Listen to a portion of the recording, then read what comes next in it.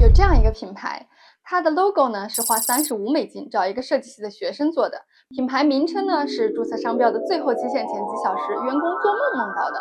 最著名的 slogan 源自于死刑犯临刑前的遗言，而最长期的代言人曾经是竞争对手的忠实粉丝。这个品牌就是，不用猜啊，大家看标题就知道它是耐克。是的，全球销量第一、常年稳坐运动品牌王者宝座的耐克，那些最为人所津津乐道的品牌符号，来的或多或少都有一点巧合，甚至是将就的意思。但是呢，一个伟大的品牌，它牛就牛在能把将就的产物与自己的客户强绑定，将它们变成自己最有价值的品牌资产。这就是营销的力量。很多人呢喜欢把营销和广告混为一谈，觉得营销嘛，那不就是花钱打打广告，行行水军是吧？提高一下曝光度。但是耐克呢，用几十年的实践告诉我们，广告只是冰山一角，而价值才是营销的核心。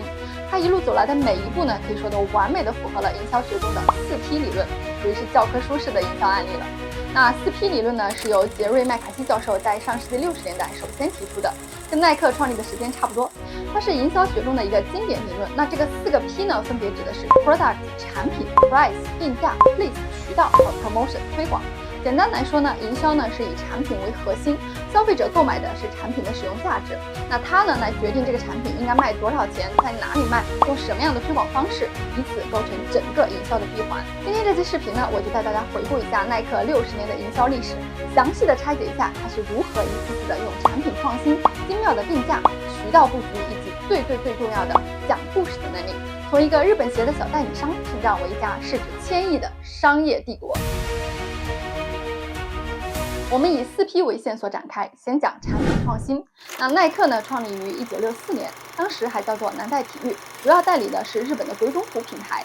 其联合创始人、美国传奇田径教练比尔·鲍尔曼，日常呢除了训练，最喜欢做的事情就是拆鞋子。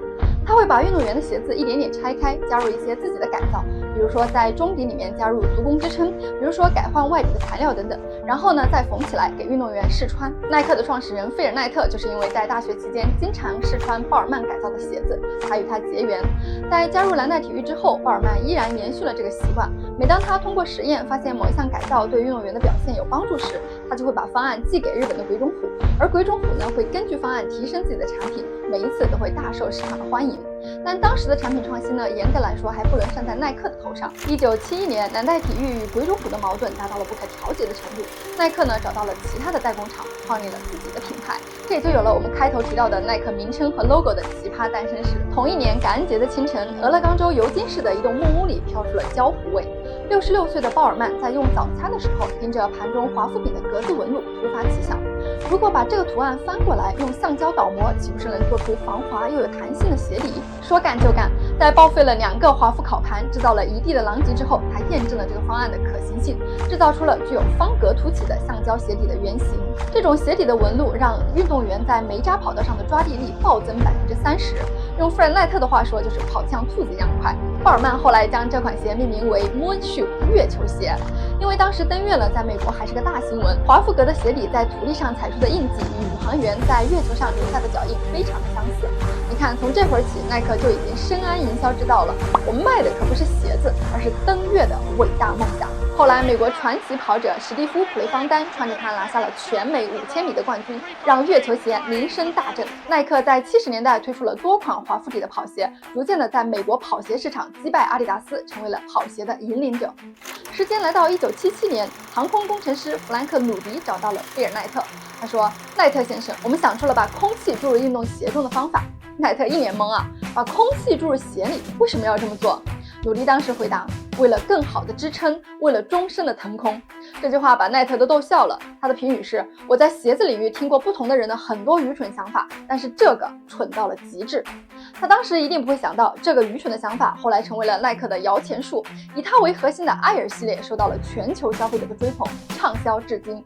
当然了，这个过程并不顺利，光是说服奈特就花了不少的功夫。奈特呢是在听说努力也去找过阿迪达斯，但是被拒绝了之后，才提起了一点兴趣。毕竟死敌抛弃的就是咱们要笼络的。1979年，耐克推出了艾尔气垫技术，这种技术呢可以让跑鞋的重量减轻15%，回弹力加倍，脚感非常的好。但是呢，市场却不买账，因为消费者和一开始的耐特一样，不理解空气怎么能装进鞋里，还能用来减震。直到1987年，耐克做出了一个大胆的决定，推出了 Air Max 系列，把空气垫直接做成了透明的，穿在脚上清清楚楚就能看见那层空气缓震的效果。而且呢，还配合推出了以披头士的 Revolution 配乐的广告。顺便说一句啊，这是披头士历史上第一次授权给商业广告。这支耗资200万美元的广告，让 Air Max 系列3个月卖出了240万双。更精妙的是耐克对技术参数的翻译。当工程师还在纠结于每平方厘米承压系数时，营销团队在《跑步者世界》杂志刊登了整版的解剖图。在乔布斯之前就发明了重新定义跑步这样的 slogan。这种将硬核的科技转化为 emotion 的能力呢，就让艾尔系列成为了持续40多年的现金奶牛。但是耐克并没有躺在功劳簿上吃老本，他们在产品创新之路上从未止步。2012年，耐克在伦敦奥运会上发布了 Flyknit 飞织技术，又重新定义了鞋面生产。那传统鞋面呢，是先编织一块扁平的面料，将其连接到中底，以形成鞋子的形状。最后呢，剪下边角废料，再粘上外底，这就造成了巨大的浪费。而飞织技术贴合脚型编织，每一个针脚都经过精心的设计，与传统的裁剪和缝纫方法相比，产生的浪费减少了60%。伦敦奥运会上，耐克让选手们穿着亮眼的荧光色飞织跑鞋登场，大幅吸睛。随后呢，广告宣传将传统鞋厂堆积如山的边角料与 Flyknit 生产线精密如织布机的场景交替闪现。结尾的口号是：这就是未来。不仅将自己打造成了环保先锋的形象，也让消费者觉得穿上飞织的鞋就是站在潮流和环保的最前沿。据耐克统计，从2012年问世到2015年，飞织制造过程减少了近200万磅的废料，相当于3架空客 A380 的重量。Again， 耐克不讲自己的科技创新，而是大讲自己的品牌价值。消费者的每一个购买决定都成了环保的宣言。那这种高科技和故事紧密结合的套路，被耐克用的是炉火纯青，消费者呢也都很乐意买单。飞织技术推出5年内，相关的鞋款累计销量就已经超过了10亿美元。目前，飞织技术已经被运用到了跑步鞋、训练鞋、运动服、足球、篮球和美式足球鞋等6个类别，所以这个数字呢还在不断的增长。对于耐克来说，消费者从来不是为了技术本身买单，而是为它背后的故事和身份认同。耐克的产品创新呢固然重要，但更重要的是，它善于通过场景和故事赋予新科技以价值感。只有懂得如何讲故事，赋予产品以意义的品牌，才能真正的把创新变成消费者愿意买单的理由。最近几年呢，耐克在产品创新上有点乏善可陈，运动鞋的市场也加入了像昂跑、Hoka 等新兴的品牌，让年轻一代消费者有了更多的选择。耐克的销量呢也因此陷入了疲软。不过这样的场景在它60多年的历史中已经不止一次出现了。而历史告诉我们，每一次当耐克回归初心，不仅仅是卖鞋，而是售卖梦想与价值观时，市场仍然会欢迎它王者归来。那么这一次，耐克是不是在憋什么大招呢？它的下一个产品创新故事会怎么讲？我们只能一起期待一下了。说完了产品呢，我们接下来讲第2个 P Price 定价。说白了呢，也就是耐克的涨价史。菲尔奈特在1962年向鬼冢府订购的第一批鞋子定价是3.33美元，售价7美元。他的妈妈是第一个客户。此后呢，随着原料成本、人工成本的提高、工艺的改进，叠加通货膨胀等因素呢，鞋子的价格逐渐上升，但是也依然走的是平民路线，价格围绕成本赚，从10几刀到20几刀不等。直到耐克建立了自己的品牌，并且依靠品牌营销得到了大众的认可，才逐渐有了更高的溢价。这里我们要讲的就是耐克如何一步步的用故事、用身份、用梦想赋予产品高昂的品牌溢价。要明白耐克如何实现品牌溢价，我们不得不回到1985年 Air Jordan 首次推出时的故事。不过在讲定价之前呢，我们可以先讲一下耐克和乔丹之间的故事。还记得我们在开头提到的耐克最大的代言人曾经是他竞争对手的忠实粉丝吗？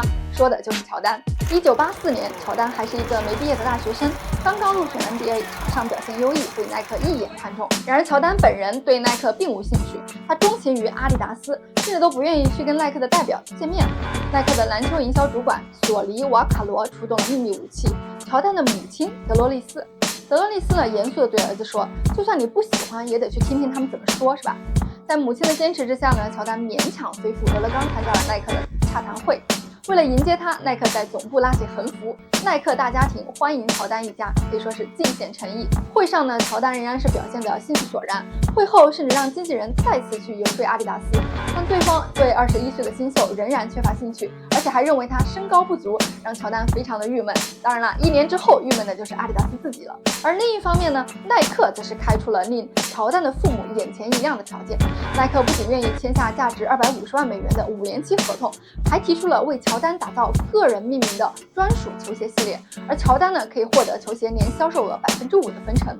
直到今天，乔丹每年仍然可以通过 AJ 鞋的销售分成入账1到2亿美元，比他整个 NBA 职业生涯的工资加起来还要多。有这么好的 offer， 乔丹的父亲当场就对他说：“不签你就是疯了，这合同再好不过。”经过慎重的考虑呢，乔丹最终选择与耐克合作，就这样呢 ，Air Jordan 的传奇起步了。1985年，首款乔丹专属鞋 Air Jordan 1正式发售。当时耐克将 Air Jordan 系列的售价定为65美元。要知道，那可是1980年的65美元，这个价格远远高出竞争对手，甚至引发了很多经销商的不满。他们会抱怨，谁会花那么多钱买一双篮球鞋？但耐克坚信自己卖的不是鞋，而是梦想，而消费者是愿意为梦想付出高溢价的。耐克营销经理的笔记本上写着他的定价逻辑，要让孩子们需要兼职3个月才买得起，但是呢又不能贵到家长坚决反对。这种精准的轻奢定位就催生了球鞋的文化。耐克原本保守预计第1年卖出300万美元，结果呢1年内狂卖了1.26亿美元。而且 Air Jordan 在设计上还专门采用了鲜亮的红黑配色。当时呢 NBA 对球员脚上的球鞋颜色是有规定的。At that time, David Stern, who was head of the NBA, had a rule that only white footwear was allowed on the court. 而 AJ1 显然不符合规定，所以乔丹每穿着它出场一次就要交5000美元的罚款。但是耐克不仅没有被 NBA 的禁令吓退，反而是把它变成了自自己的营销素材，制作了名为 Band 的广告，告诉广大的消费者，他们进得了乔丹的鞋，但进不了你对自由的渴望。而且呢，还主动的为乔丹支付罚款，进一步获得了年轻人的好感。这一招也非常的奏效，年轻人疯狂的追捧 Air Jordan， 甚至以穿上这双劲鞋为骄傲。而且耐克也深谙稀缺创造价值的真理，他们为每款 AJ 设置严格的生产配额，甚至会故意制造意外短缺。1986年 AJ2 发售时，耐克突然宣布减产30%，导致市场价格3天内翻倍。这种饥饿营销策略让球鞋从日用品变成了可流通的社交货币。那社会学调研呢就显示，1991年全美12到20岁的男性当中，77%的人认为拥有 AJ 鞋能提升自己的社交地位。二手市场呢更是疯狂，2020年一双1985年 AJ1 拍出了56万美元的高价，足以支付曼哈顿一个公寓的首付了。但这里面真正的关键并不是耐克故意制造的饥饿营销，而是他通过营销塑造出了消费者的情绪价值。穿上 Air Jordan 不只是一种运动选择，更是一种自我表达，代表了年轻人的叛逆、自信和梦想。耐克营销的智慧就在于，价格不再是由成本决定的了，而是由消费者情绪价值体现。你买的远不是一双鞋子，而是一种身份的认同和梦想的表达，这和奢侈品牌的定价策略是一样的。所以呢，和奢侈品牌一样，耐克也不能随便的打折促销。那1984年跑鞋热潮退去，市场竞争加剧，耐克美国本土销量一度下滑了11.5%。为了清理库存，耐克采取了积极降价促销，结果虽然短期内推动了销量，但是却使当年的利润大跌近30%。这次教训让耐克深刻地认识到打折对品牌和盈利的伤害。此后，耐克对折扣采取了更加谨慎的态度，大体上呢是坚持控量保价的原则。也就是说，新品上市呢通常不打折，保证早期购买者的体验和品牌的尊贵感。那对于过季的库存呢，则通过工厂店和奥莱等折扣渠道清货，那与正价门店呢是区隔开的。从消费者的角度看，耐克品牌的忠实粉丝往往愿意为了新品和限量款支付全价，而折扣呢更多吸引的是价格敏感型的客户。耐克努力的在二者之间取得平衡，既不让频繁的打折损害品牌的高端形象，又适度的使用促销来刺激销售的增长。例如呢，每年季末和大型的购物季，耐克也会在它的官网和门店推出折扣活动，但是通常呢幅度有限，而且周期非常的短，保持了一种逢年过节才有的稀缺感。总体而言，高价值感是耐克定价的核心。无论是通过产品创新、明星加持，还是限量发行，耐克始终致力于让消费者觉得物有所值，甚至是物超所值，从而愿意支付高额的溢价。那这一策略呢，使了耐克在保证销量增长的同时，长期维持了运动品牌当中最健康的利润水准。如果说产品是耐克梦想的载体，那么价格就是梦想的价值了。当然，如果只是好的产品和高的价格并不能解释耐克今天的地位，耐克还做了一件极其聪明的事情，那就是建立属于自己的渠道网络。耐克是如何通过渠道布局与全球市场的扩张走进全球每一个消费者心中的？他又曾经经历怎样的挣扎和反思？接下来我们就来讲讲耐克如何玩转渠道，让梦想抵达世界的每一个角落。那说到渠道呢，你可能会觉得这是最枯燥的环节了。但是你要知道营销真正考验的从来不是创造一个品牌的光环，而是如何把这个光环送到世界的每一个角落。耐克成立初期，菲尔奈特与鲍尔曼并没有钱开店面，那他们最早采取的策略呢，相当的简单粗暴，就是摆摊。那个时候呢，耐特和鲍尔曼会去俄勒冈所有的体育比赛，在场地边呢打开自己的汽车后备箱，那里面装满了鞋子。他们会耐心的向路过的每一个人推销，把鞋卖给运动员、教练，甚至是观众。起初呢，无人在意，直到一些专业的跑步者穿着耐克在比赛当中不断的打破纪录，口碑才开始一点一点的传开。尤其是在耐克推出了华夫底的鞋之后，越来越多的零售商开始主动的联系他们，能不能把你们的鞋放到我们店里去卖呢？就这样，耐克开始了漫长的批发渠道时代。1980年代，随着生意越做越大，耐克通过批发渠道打入了全美市场。1980年12月，耐克上市成功后，他们做的第一件事情就是花钱扩张渠道，开始布局欧洲和亚洲。欧洲市场呢，一直是被阿迪达斯、彪马这样的本土品牌垄断，特别是在足球领域，耐克几乎是毫无存在感。那怎么办呢？这个时候，耐克展示了他惊人的营销智慧。1982年欧冠决赛，官方的赞助商明明是阿迪达斯，可是耐克呢却悄悄地赞助了决赛队伍阿斯顿维拉的球衣。赛场上无数的观众、媒体都记住了耐克的钩子 logo。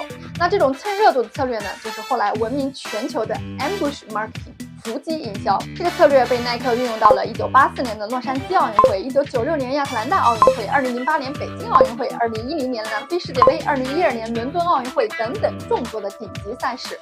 那在这些赛事当中呢，耐克从来都不是官方的赞助商，但是呢，却靠着赞助队伍和运动员个人以及外围的营销活动赚够了曝光度，让花了大价钱的官方赞助商相形见绌，甚至国际奥委会还专门为他改了广告规则。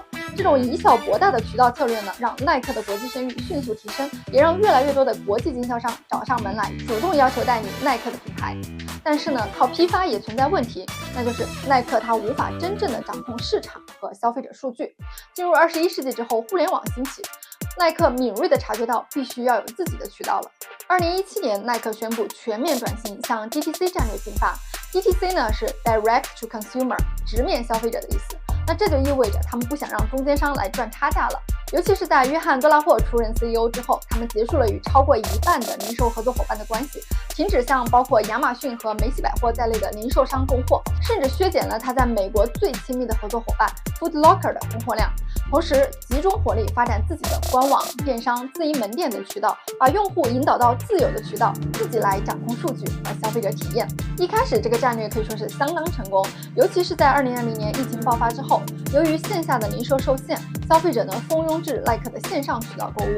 到2021财年，耐克约有40%的营收来自于 DTC 渠道，利润率也创了历史新高。2022年黑五，耐克的官网因为流量过大瘫痪了3个小时，而老牌批发商 Foot Locker 的门店却门可罗雀。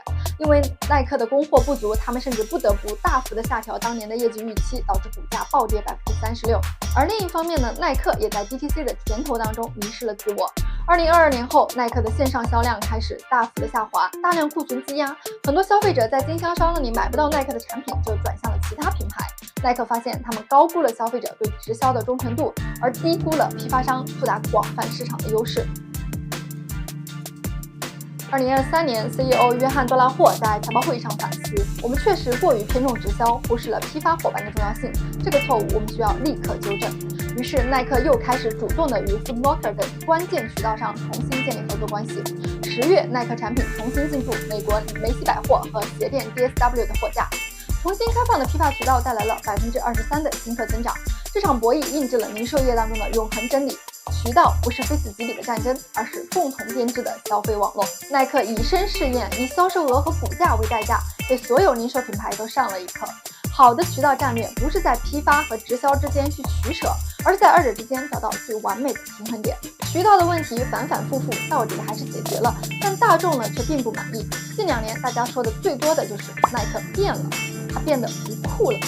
这些年呢，他们也推出了许多的新品，比如说他们依据数据分析的结果，按照用户的喜好推出了 Panda Dunk、Air Force 和 Air Jordan 复古版等产品，甚至抓住 Web3 的潮流，推出了自己的 NFT 产品，还因此跻身全球 NFT 营收最高的品牌。但这些生活方式类的产品，或主打街头风，或只为一时的潮流，与耐克自成立以来依赖顶级运动员驱动业务的传统背道而驰，也让消费者感到困惑。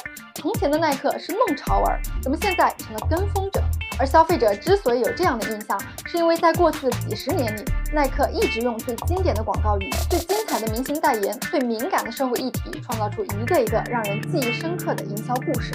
他们讲的从来不是鞋有多好，而是你能有多酷。这个酷呢，就是通过4P 当中的第4个 P promotion 实现的。2024年10月14日，耐克送走了一手推进 DTC 和数字化转型的多拉霍，迎回了退休4年的老将艾略特·希尔作为公司总裁兼首席执行官。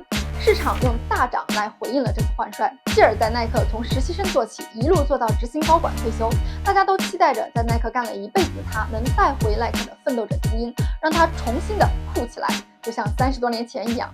1980年代中期，耐克第一次尝到了真正意义上的失败。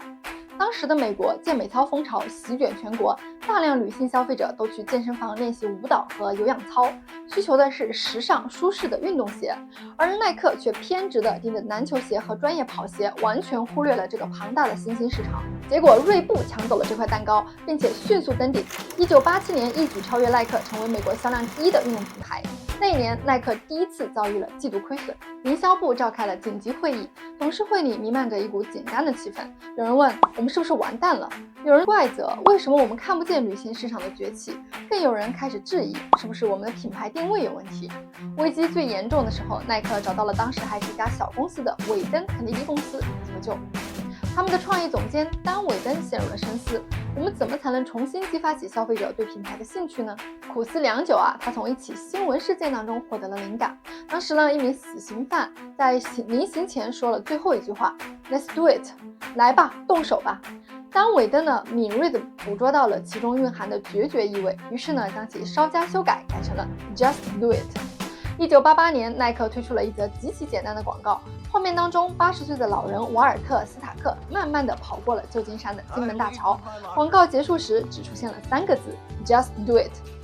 这则广告一开始推出时，甚至让耐克的内部团队也产生了怀疑：这样简单的广告会有人记住吗？但是耐克赌赢了，因为就从那一年开始，耐克的销售额开始立刻攀升，从1988年的8.77亿美元到10年后飙升到了92亿美元。短10年增长超过10倍。这则广告告诉人们，运动不仅限于精英，更属于每一个普通人。运动的真谛在于行动，而不是结果。Just do it， 让耐克找回了他的初心。他卖的不是鞋，而是每一个人都能理解和感同身受的梦想、勇气和决心。这不光是体现在广告上，耐克所有的 promotion 推广策略都是以此为准则。连乔布斯都感叹，耐克是营销界中史无前例的最强者。Remember, Nike sells a commodity. They sell shoes. And yet, when you think of Nike, you feel something different than a shoe company. In their ads, as you know, they don't ever talk about the product. They don't ever tell you about their air soles and why they're better than Reebok's air soles. What does Nike do in their advertising?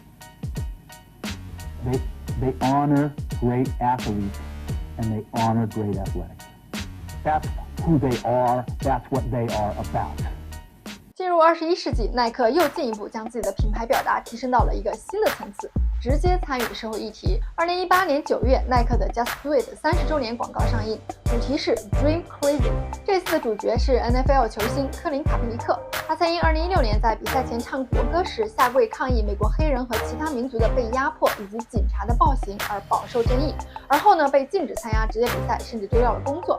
当耐克宣布邀请卡佩尼克来出演广告时，公司内部其实也犹豫不决。耐克的高层深知这个决定非常的冒险，可能引起巨大的争议，甚至是抵制。广告上线当天，整个美国瞬间分裂成了2个阵营，支持卡佩尼克的人盛赞耐克的勇气，而反对者则在社交媒体上晒出自己烧毁耐克鞋的视频，甚至扬言要永久的抵制这个品牌。连时任总统川普都发推文批评耐克是自讨苦吃。耐克的股价也瞬间暴跌，员工的内心忐忑不安。但是耐克坚持了下来，因为他们清楚品牌的初心。如果 Just Do It 只是停留在口号上，那它就失去了意义。耐克又一次赌赢了。Dream Crazy 发布几天后，线上销售激增31%，年轻的消费者更是在社交媒体上喊话：“感谢耐克替我们说出了内心的话。”耐克重新收获了年轻一代的忠诚和尊重，股价甚至达到了历史的最高点。2020年 Black Lives Matter 运动爆发时，耐克又推出了一条与以往风格截然相反的广告 ：For once, don't do it。倡导人们对种族歧视说不，连耐克的竞争对手阿迪达斯都忍不住在推特上转发：“这次我们支持耐克。”耐克成功地将营销上升到了一种更高的社会价值表达，不再只是卖鞋，而是积极地引导年轻一代的价值观，树立品牌担当与社会责任感。在推动男女平权上，耐克也有自己的表达。1980年代，耐克因为错失了女性市场，被竞争对手锐步超越，之后痛定思痛，是要把这块蛋糕抢回来。早在1995年，耐克就推出了 If You Let Me Play 的广告，有一群女孩讲述参与运动如何改变了她们的人生，呼吁社会给予女孩平等的运动机会。这支广告在当年引起了强烈的共鸣，被视为女性体育运动的里程碑。在这之后，耐克多次借助女性体育明星之口倡导女权平等。2019年，在 Dream Crazy 发布的第2年，耐克发布了名为 Dream Crazier 的广告。这次由网球名将小威以旁白来讲述女性运动员常被贴上的疯狂、情绪化、歇斯底里的偏见标签。但正是这些不被理解的疯狂，推动了世界的进步。广告当中出现了众多突破性的女性，史上第1位的女性马拉松选手，产后复出的网球冠军妈妈，创造历史的女性裁判等等。最后一句铿锵有力的 So if they want to call you crazy, fine. Show them what crazy can do. 耐克借此巧妙地表达了对女性力量的礼赞，赢得了无数的掌声。而今年新 CEO 上任之后，耐克推出的第1支超级碗的广告就是以女性为主角的 So Win。大家看了这个片子都说，熟悉的耐克又回来了。耐克对品牌价值观的表达不仅仅体现在广告片上，也体现在了他们对代言人的态度上。2003年，篮球巨星科比布莱恩特陷入了严重的肠胃官司。虽然科比一度形象不佳，但耐克并没有与他断绝合作，一直等待着他平安度过难关。科比洗清指控后东山再起，耐克继续受益于他的商业价值。2009年，高尔夫球星泰格伍兹爆出了出轨的丑闻，公众形象跌入谷底，绝大多数的赞助商纷纷宣布与其解约，但是耐克选择了不离不弃。耐克的逻辑是，道德瑕疵属于个人私生活的范畴，只要不影响竞技表现和公众对运动本身的信心，那么品牌呢可以选择原谅。当然了，我觉得这里面可能也有菲尔奈特的个人喜好的作用。菲尔奈特在他的自传《写狗》当中提到了一个细节：2004年奈特的长子意外去世时，泰格伍兹是第1个给他打电话安慰他的耐克运动员。对此呢，他写道：“我将永远不会忘记，我绝不会允许任何人在我面前说泰格的坏话。”这一决定在多年后同样得到了回报。伍兹东山再起，赢得了2019年的大师赛时，身穿耐克的他为品牌赢得了宝贵的曝光。2004年，耐克签下刘翔，在他身上压下重注。2008年奥运会前，耐克的广告片伴随着大卫鲍伊的 Heroes 在全国各大媒体反复播放，片中展现了中国运动健儿的矫健身姿，而刘翔跨栏的画面更是深入人心。结尾处，刘翔对着镜头说：“就是游戏，就看你怎么玩。”但是后来呢，刘翔因伤遗憾退赛，耐克不仅没有放弃他，反而是力挺。第2天凌晨，主题为“爱运动，即使它伤了你的心”的平面广告，就伴随着各大报社刘翔退赛的头条新闻，出现在了华东、华南、华北各地区的主要都市报的头版位置。之后，在刘翔赴美治疗过程当中，耐克也是全力支持，为他引荐最好的医疗资源。2015年4月7日，刘翔正式退役。在他的退役宣言当中，他写道：“感谢我职业运动生涯当中所有的赞助商们，尤其是耐克，一路走来风雨同舟。”耐克是他唯一点名的赞助商，而风雨同舟短短4个字，是耐克对刘翔的不离不弃，也是他对中国市场的 commitment。这种对代言人的忠诚，树立了耐克讲义气的品牌形象。当然了，如果代言人陷入的是体育竞技方面的丑闻，耐克则是采取零容忍的态度，一旦坐实立即终止合作。最典型的呢，就是环法自行车7冠王南斯·阿姆斯特朗，他曾是耐克合作多年的头号自行车代言人，双方从1996年就开始合作。但2012年禁药的丑闻曝光后，耐克第一时间发表声明，毫不犹豫地与其解约。同样的，网球名将莎拉波娃2016年复出药检阳性后，耐克也是迅速终止了与他的合同，因为这些都直接地损害了品牌所倡导的公平竞争的价值观。不管是支持还是放弃一个代言人，耐克最大的特点就是有态度。